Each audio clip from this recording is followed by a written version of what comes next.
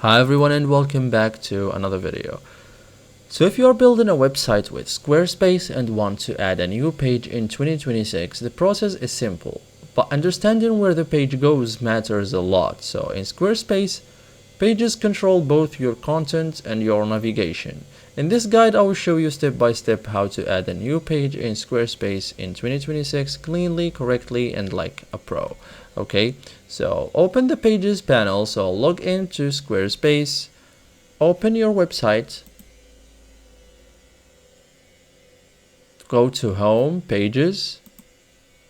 This is where all pages are managed. Okay, so decide first, add under main navigation, so it will be visible in the header, or add under not linked, hidden but live. Okay, so you can move pages later. So now click the plus icon in your chosen section. Okay,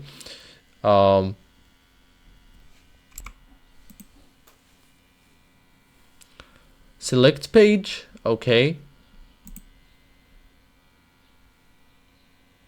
you will be asked to name the page. Choose a starting layout. You can start blank or with a layout, both are fine. Choose a page layout. Squarespace gives you layout options like blank page, about, contacts, services, portfolio. Choose one or click blank. Layouts are just starting points. You can change everything. Okay, so once the page is open, click edit, add sections and blocks, and drag and drop and fully visual real-time preview. Okay, so thank you guys for watching this video and see you in the next tutorial.